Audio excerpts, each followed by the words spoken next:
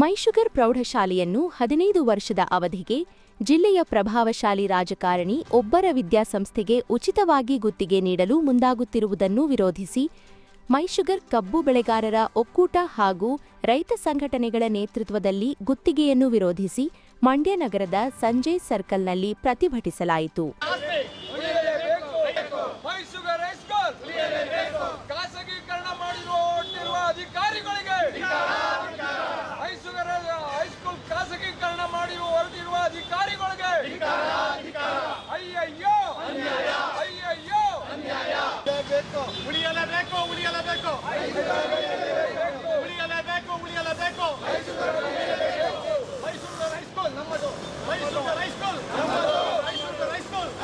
ಈ ಸಂದರ್ಭದಲ್ಲಿ ಮೈಶುಗರ್ ಕಬ್ಬು ಬೆಳೆಗಾರರ ಒಕ್ಕೂಟದ ಅಧ್ಯಕ್ಷರಾದ ಸಾತನೂರು ವೇಣುಗೋಪಾಲ್ ಮಾತನಾಡಿ, ಮೈಶುಗರ್ ಶಾಲೆ ಸರ್ಕಾರದ ಅನುದಾನಕ್ಕೆ ಒಳಪಟ್ಟಿದ್ದೆ, ಜೊತೆಗೆ ರೈತರು ಕೂಡ ಪ್ರತಿ ಟನ್ನಿಗೆ 4 ರೂಗಳನ್ನು ನೀಡುತ್ತಿದ್ದು, ಹಳೆ ವಿದ್ಯಾರ್ಥಿಗಳ ಒಕ್ಕೂಟದಿಂದ ಇತ್ತೀಚೆಗೆ 40 ಲಕ್ಷ ವೆಚ್ಚದಲ್ಲಿ ಶಾಲೆಯನ್ನು ದುರಸ್ತಿಗೊಳಿಸಿ ವ್ಯವಸ್ಥಿತವಾಗಿ ಇಡಲಾಗಿದ್ದು, ಭಾರತ್ ಪೆಟ್ರೋಲಿಯಂ ಅವರು 80 ಲಕ್ಷ ರೂಪಾಯಿ ವೆಚ್ಚದಲ್ಲಿ ಹೊಸ ಕಟ್ಟಡವನ್ನು ನಿರ್ಮಿಸಿಕೊಡಲಾಗಿದ್ದು, ಸುಸಜ್ಜಿತವಾಗಿದ್ದ ಶಾಲೆಯನ್ನು ಅನಾವಶ್ಯಕ ಕಾರಣಗಳನ್ನು ನೀಡುತ್ತಾ 15 ವರ್ಷದ ಉಚಿತ ಗುತ್ತಿಗೆಯನ್ನು ಯಾವುದೇ ಕಾರಣಕ್ಕೂ ನೀಡಬಾರದು ಎಂದು ಆಗ್ರಹಿಸಿದರು.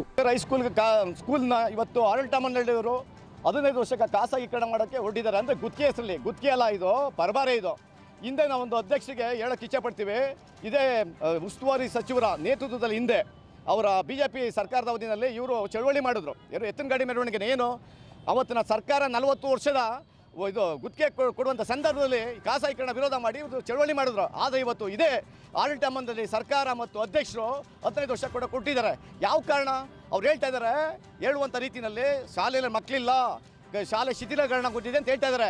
ಶಾಲೆನ 40 ಲಕ್ಷ ಕೊಟ್ಟು ಹಳೆ ವಿದ್ಯಾರ್ಥಿಗಳು ದುರಸ್ತಿ ಮಾಡಿದ್ದಾರೆ. ಮೊದಲು 70 ಲಕ್ಷ ಕೊಟ್ಟು ಹೊಸ ಒಂದು ಶಾಲೆನ ಕಟ್ಟಿಸುವಂಥ ಕೆಲಸ ಭಾರತ್ ಪೆಟ್ರೋಲಿಯಂ ಕಡೆ ನಡೆದಿದೆ. ಆಮೇಲೆ ಅಲ್ಲಿ ಸ್ಟಡಿ ಮಾಡಿರುವಂಥ ಸಾವಿರಾರು ಜನ ಉನ್ನತ ರಾಷ್ಟ್ರ ಮತ್ತು ರಾಜ್ಯ ಮಟ್ಟದಲ್ಲಿ ಉನ್ನತ ಹುದ್ದೆನಲ್ಲಿದ್ದಾರೆ. ಅವರು ಸಮರ್ಥವಾಗಿದ್ದಾರೆ ಶಾಲೆನ ಉಳಿಸೋದಕ್ಕೆ. ಅಂಥ ಸಂದರ್ಭದಲ್ಲಿ ಇವರು ಇದು ಮಕ್ಕಳಿಲ್ಲ ಅನ್ನೋ ಒಂದು ಕಾರಣ ಇಟ್ಕೊಂಡು ಕೊಡುವಂಥ ರೀತಿ ನೀತಿ ಉದ್ದೇಶ ಏನು? ಇದು ಕಾರ್ಖಾನೆನ ಅಭಿವೃದ್ಧಿಪಡಿಸೋದಂತಲ್ಲ, ಇದು ಪರಬಾರೆ ಮಾಡೋ ತಂತ್ರಗಾರಿಕೆ ಅಂತ ನಾವು ಹೇಳ್ತೀವಿ. ಇದನ್ನು ಕೈ ಬಿಡಬೇಕು. ಉಸ್ತುವಾರಿ ಸಚಿವರು ಅವರ ಹಿಂದೆ ಹೇಳಿದಂಥ ಮಾತನ್ನ ಉಳಿಸ್ಕೊಳ್ಬೇಕು.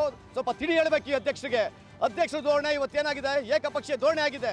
ಅವರು ಆಡದ್ದೇ ಆಟ ಹೇಳಿದ ನೀತಿ ಅನ್ನೋ ರೀತಿಯಲ್ಲಾಗಿದೆ. ಇವರು ಗಮನ ಹರಿಸಬೇಕಾದ್ದು ಕಾರ್ಖಾನೆಯ ಒಂದು ಸುಸ್ಥಿತಿಗೆ ಬಗ್ಗೆ ಗಮನ ಹರಿಸಬೇಕು. ಅದನ್ನು ಬಿಟ್ಟು ಇವರು ಮೈಶುಗರ್ ಶಾಲೆನ ಇವರು ಇವತ್ತು ಅಧ್ಯಕ್ಷರು ಬಂದಿದ್ದಾರೆ, ನಾಳೆ ಅಧ್ಯಕ್ಷರು ಹೋಗ್ತಾರೆ. ನಾಳೆ ಕಾರ್ಖಾನೆನ ಹಿಂದೆ ನಾವು ಶಾಲೆನ ಹಿಂದೆ ಪಡೀಲಿಕ್ಕೆ ಸಾಧ್ಯವಿಲ್ಲ. ಯಾಕೆಂದರೆ ಇಡೀ ದೇಶದಲ್ಲಿ ಕೊಟ್ಟಂಥ ಸರ್ಕಾರಿ ಸ್ವಾಮ್ಯದ ಆಸ್ತಿನ ಖಾಸಗಿಯರು ಕೊಟ್ಟಂಥ ಆಸ್ತಿನ ಹಿಂದೆ ಪಡೆದಿರುವಂಥ ಉದಾಹರಣೆ ಇವತ್ತೆಲ್ಲೂ ಇಲ್ಲ. ನಾಳೆ ಮುಂದೆ ಕೂಡ ಇದನ್ನ ಪರಬಾರೆ ಮಾಡೋ ಕೆಲಸ ಮಾಡ್ತಾ ಇದ್ದಾರೆ ಅಧ್ಯಕ್ಷರು. ಇವತ್ತು ಧೋರಣೆ ಬಿಡಬೇಕು, ಬಿಡಲಿಲ್ಲ ಅಂದ್ರೆ ಮುಂದೆ ಒಂದು ಉಗ್ರ ರೀತಿಯಲ್ಲಿ ಚಳವಳಿ ಮಾಡಬೇಕಾಗುತ್ತೆ. ರೈತ ಸಂಘದ ಇಂಡುವಾಳು ಚಂದ್ರಶೇಖರ್ ಮಾತನಾಡಿ, ಬಿಜೆಪಿ ಸರ್ಕಾರದ ಅವಧಿಯಲ್ಲಿ ಇಂದಿನ ಉಸ್ತುವಾರಿ ಸಚಿವರ ನೇತೃತ್ವದಲ್ಲಿ ಕಾಂಗ್ರೆಸ್ ಪಕ್ಷದ ವತಿಯಿಂದ ಅಂದಿನ 40 ವರ್ಷದ ಖಾಸಗೀಕರಣವನ್ನು ವಿರೋಧಿಸಿ ಎತ್ತಿನ ಗಾಡಿ ಮೆರವಣಿಗೆ ಮಾಡಿದ್ದು, ಇಂದು ಅದನ್ನು ಮರೆತು ತಮ್ಮ ಹಿಂದಿನ ಮಾತನ್ನೇ ಧಿಕ್ಕರಿಸಿ 15 ವರ್ಷಗಳ ಅವಧಿಗೆ ಗುತ್ತಿಗೆ ನೀಡಲು ಹೊರಟಿರುವುದನ್ನು ಖಂಡನೀಯ ಎಂದು ದೂರಿದರು. ಈಗ 7ನೇ ತಾರೀಕು ಹಳೆ ವಿದ್ಯಾರ್ಥಿಗಳೆಲ್ಲ ಸೇರಿ ಅಮೃತ ಮಹೋತ್ಸವ ಮಾಡಿದ್ದೀವಿ. ಆ ಸಂದರ್ಭದಲ್ಲಿ ಅಧ್ಯಕ್ಷರು ಈ ಶಾಲೆ ಶತಮಾನೋತ್ಸವ ಆಚರಿಸಬೇಕು ಅಂತ ಘೋಷಣೆ ಮಾಡಿದವರು. ಬೆಳಿಗ್ಗೆಯಿಂದ ಸಾಯಂಕಾಲದವರೆಗೂ ಘೋಷಣೆ ಮಾಡಿದ್ರು. ಅವರೇ ಅಧ್ಯಕ್ಷತೆಯಲ್ಲಿದ್ದರು. ಮತ್ತು ಕುಮಾರಸ್ವಾಮಿಯವರು ಬಂದಾಗ ಶಾಲೆ ಸ್ಥಿತಿನ ಕನಗನಮಳ್ಳಿ ಕೃಷ್ಣೇಗೌಡರು ವಿವರಣೆ ಕೊಟ್ಟರು, ಇಷ್ಟು ಉತ್ತಮವಾದ ಶಾಲೆ ಈ ಮಟ್ಟಕ್ಕೆ ಬಂದಿದೆ ಅಂತ. ಆಗ ಕುಮಾರಸ್ವಾಮಿ ಅವರು ಹೇಳಿದ್ರು, ಶ್ರೀಕಂಠೇಗೌಡರಿಗೆ ನೇಮಕ ಮಾಡಿದ್ರು. ಇದನ್ನು ಏನು ಶಾಲೆ ಯಾವ ಸ್ಥಿತಿಲಿದೆ ನೋಡಿ ನನ್ನ ಗಮನಕ್ಕೆ ತಗೊಬನ್ನಿ, ಒಂದು ನೀಲಿ ನಕ್ಷೆ ತಯಾರು ಮಾಡಿ ಅಂತೇಳಿ ಅವ್ರಿಗೆ ಜವಾಬ್ದಾರಿ ಕೊಟ್ಟರು. ಅವರು 2-3 ದಿವಸ ಶಾಲೆಗೆ ಹೋಗಿ ನೋಡಿದ್ದಾರೆ. ಇವರು ತತ್ಕ್ಷಣವೇ ಶತಮಾನೋತ್ಸವ ಆಚರಿಸುವಂಥವರು ಖಾಸಗೀಕರಣ ಮಾಡೋಕ್ಕೆ ಕೊಟ್ಟಿದ್ದಾರೆ. ಈಗಾಗಲೇ 3 ಕಲ್ಯಾಣ ಮಂಟಪನ ಖಾಸಗೀಕರಣ ಮಾಡಿದ್ದಾರೆ. ಗುತ್ತಿಗೆ ರೀತಿಯಲ್ಲಿ ಕೊಟ್ಟಿದ್ದಾರೆ. 2 ಲಕ್ಷಕ್ಕೇನೋ 2 ವರ್ಷನೋ 3 ವರ್ಷನೋ ಕೊಟ್ಟಿದ್ದಾರೆ. ಅದನ್ನು ಖಂಡಿಸ್ತೀವಿ ನಾವು. ಇವರು ಸಕ್ಕರೆ ಕಾರ್ಖಾನೆ ನಡೆಸೋದಕ್ಕೆ ಅಧ್ಯಕ್ಷರೇ ಹೊರತು ಬೇರೆ ಆಸ್ತಿಗೆಲ್ಲ ಅಧ್ಯಕ್ಷರಲ್ಲ. ಕಾಪಾಡಬೇಕೇ ಹೊರತು ಈ ಥರ ಬೇರೆಯವ್ರಿಗೆ ಅವ್ರವ್ರಿಗೆ ಬೇಕಾದವ್ರಿಗೆಲ್ಲ ಗುತ್ತಿಗೆ ಕೊಡೋದು ಅದೆಲ್ಲ ತಪ್ಪು. ಪ್ರತಿಭಟನೆಯಲ್ಲಿ ಶಿವಳ್ಳಿ ಚಂದ್ರಶೇಖರ್, ತುಳಸಿ, ವಡ್ಡರಳಿ ಕೊಪ್ಪಲ್ ಚಂದ್ರಶೇಖರ್, ಮಲ್ಲಿಕಾರ್ಜುನ್, ಪ್ರಶಾಂತ್, ಲಕ್ಕಪ್ಪ, ಶಂಕರ್ ನಗರ ಮಹೇಶ್ ಇನ್ನಿತರವರು ಉಪಸ್ಥಿತರಿದ್ದರು.